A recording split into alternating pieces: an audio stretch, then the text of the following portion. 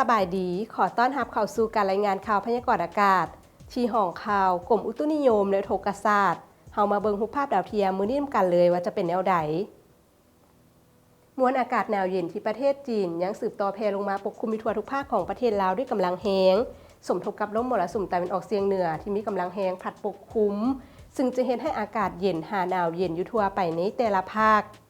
กรมอุตุนิยมและโทรศาสตร์ได้ออกแจ้งเตือนสภาพอากาศหนาวเย็นและลมพัดแรงในระยะวันที่ 8 หาวันที่ 11 มังกร 2026 เนื่องจากว่ามวลอากาศหนาวเย็นที่ประเทศจีนได้เพิ่มกำลังแรงขึ้น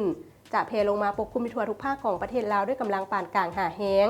สมทบกับลมมรสุมตะวันออกเฉียงเหนือที่มีกำลังแรงพัดปกคลุม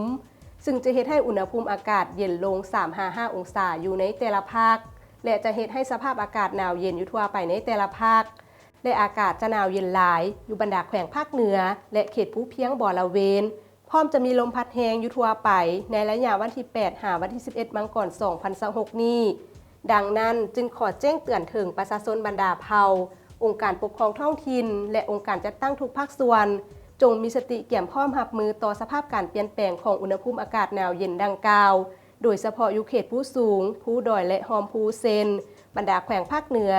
แขวงไชยสมบูรณ์ภาคกลางและเขตภูเพียงบริเวณอากาศจะหนาวเย็นหลายซึ่งอาจจะมีผลต่อสุขภาพโดยเฉพาะเด็กน้อยและผู้สูงอายุขอให้รักษาสุขภาพนุ่งห่มอุ่นให้ร่างกายอบอุ่นอยู่เสมอพร้อมนี้ก็ขอให้ติดตามข่าวพยากรณ์อากาศจากกรมอุตุนิยมและโทรศาสตร์อย่างต่อเนื่องต่อไปเรามาติดตามสภาพอากาศโดยรวมของแต่ละภาคมื้อนี้นำกันเลย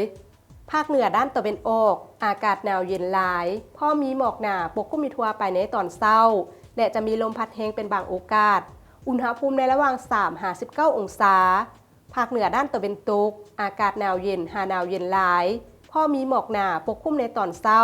และจะมีลมพัดแรงเป็นบางโอกาสอุณหภูมิในระหว่าง 7-26 องศา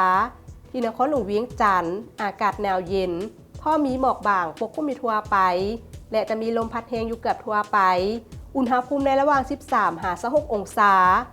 ภาคกลางอากาศหนาวเย็นพร้อมมีหมอกบางปกคลุมทั่วไปและมีหมอกหนาปกคลุมอยู่บางท้องถิ่นในตอนเช้าพร้อมจะมีลมพัดแรงอยู่เกือบทั่วไปอุณหภูมิในระหว่าง 10-26 องศาสำหรับแขวงไชยสมบูรณ์อากาศหนาวเย็นหลายพร้อมมีหมอกหนาปกคลุมทั่วไปในตอนเช้า